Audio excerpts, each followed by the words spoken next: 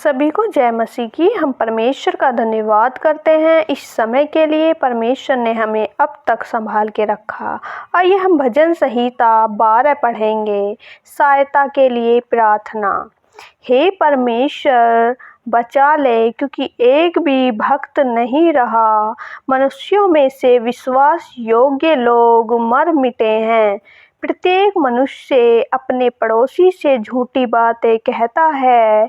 वे चापलूसी के होठों से दो रंगी बातें करते हैं। प्रभु सब चापलूस होठों को और उस जीभ को जिससे बड़ा बोल निकलता है काट डालेगा। वे कहते हैं, हम अपने जीभ ही से जीतेंगे। हमारे होठ हमारे ही वश में है। हमारा प्रभु कौन है? दीन लोगों के लूट जाने और दरिद्रों के कराहने के कारण परमेश्वर कहता है, अब मैं उठूंगा। जिस पर वे फुंकारते हैं उसे मैं चैन विश्राम दूंगा। परमेश्वर का वचन पवित्र है, उस चांदी के समान जो भट्टी में मिट्टी पर ताई गई और 7 बार निर्मल की गई हो। तू ही हे परमेश्वर उनकी रक्षा करेगा। उनको इस काल के लोगों से सर्वदा के लिए बचाए रखेगा।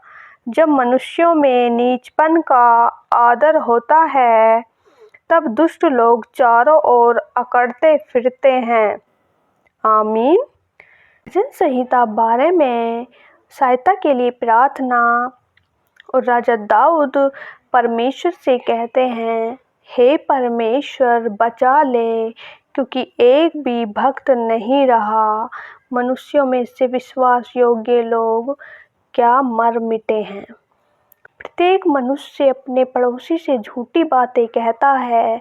वे चापलूसी के होठों से दो रंगी बातें करते हैं। सच में मेरे प्रिय भाई बहनों, प्रत्येक मनुष्य आज के समय में ऐसा हो गया है कि अपनी पड़ोसी से कभी किसी की झूठी बातें, कभी किसी की झूठी बातें करता है। और वह जो होठ हैं वे चापलूसी करते हैं और दो रंगी बातें करते हैं।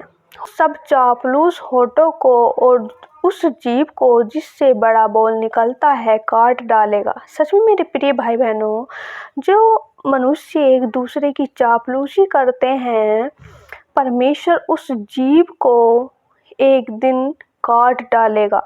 इसलिए हमें परमेश्वर का भय मानना चाहिए और हमें अपने होठों से चापलूसी बातें नहीं करनी चाहिए। आयत 4 में पढ़ेंगे, वे कहते हैं, हम अपनी जीभ ही से जीतेंगे। हमारे होठ हमारे ही वश में है। हमारा प्रभु कौन है? वचन कहता है, वे जो मनुष्य हैं जो चापलूसी करते हैं, वे कहते हैं हम अपनी जीभ से ही जीतेंगे और हमारे होठ हमारे ही वश में है।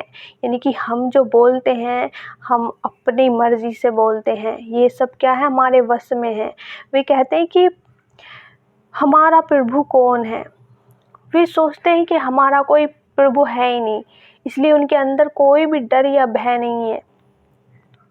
परंतु मेरे प्रिय भाई बहनों, मैं यहाँ बताना चाहूँगी कि हमारा परमेश्वर है। वचन में कहता है कि वे कहते हैं कि हमारा प्रभु कौन है। यानी कि उनका कोई प्रभु ही नहीं है। वो किसी को मानते ही नहीं, वे किसी पे विश्वास नहीं करते हैं। परंतु हम अपने परमेश्वर पर विश्वास करते हैं, जिसने हमें अपने हाथों से बनाया है। वो हमसे प्रेम करता है और हमें उसका, परमेश्वर का डर और भय मानना चाहिए। इसलिए हमें किसी की बुराई या किसी की चापलूसी नहीं करनी चाहिए। आयत 5 में पढ़ेंगे, दीन लोगों के लुट जाने और दरिद्रों के कराहने के कारण परमेश्वर कहता है, अब मैं उठूंगा। जिस पर वे फुंकारते हैं उसे मैं चैन विश्राम दूंगा। हालेलुया। सच में मेरे प्रिय भाई बहनों, यदि आपके साथ कुछ लोग ऐसा व्यवहार कर रहे हैं, वे कपटी बातें करते हैं, वे दूसरों से बुराई करते हैं आपकी, तो कि वचन कहता है, दीन लोगों के लुट जाने और दरिद्रों के कराहने के कारण, जो दीन हैं, जो परमेश्वर पर विश्वास करते हैं, जिनके लिए परमेश्वर उठेगा।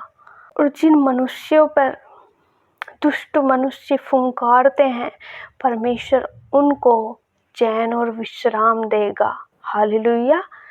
परमेश्वर का वचन पवित्र है, उस चांदी के समान जो भट्टी में मिट्टी पर ताई गई और 7 बार निर्मल की गई हो। सच में मेरे प्रिय भाई बहनों, परमेश्वर का वचन पवित्र है और परमेश्वर अपने वचन को पूरा करता है। हमें परमेश्वर के वचन को फॉलो करना है, रिसीव करना है, क्योंकि परमेश्वर का वचन पवित्र है और उस चांदी के समान है जो भट्टी में मिट्टी पर ताई गई है और उसे 7 बार निर्मल किया गया है। इतना पवित्र हमारा परमेश्वर का वचन है। 7 में पढ़ेंगे, तू ही है परमेश्वर, उनकी रक्षा करेगा, उनको इस काल के लोगों से सर्वदा के लिए बचाए रखेगा। सच में मेरे प्रिय भाई बहनों, परमेश्वर ही है जो ऐसे लोगों से आपकी रक्षा करेगा। जब मनुष्यों में नीचपन का आदर होता है, तब दुष्ट लोग चारों ओर अकड़ते फिरते हैं। परमेश्वर के लोगों को सताया जाता है, जबकि परमेश्वर के लोग किसी को भी परेशान नहीं करते हैं, क्योंकि हमारा पिता हमें दीन और नम्र बनने को कहता। आशा करती हूँ परमेश्वर के वचन को पढ़े जाने के लिए परमेश्वर आपको बहुत आशीष दे। आमीन।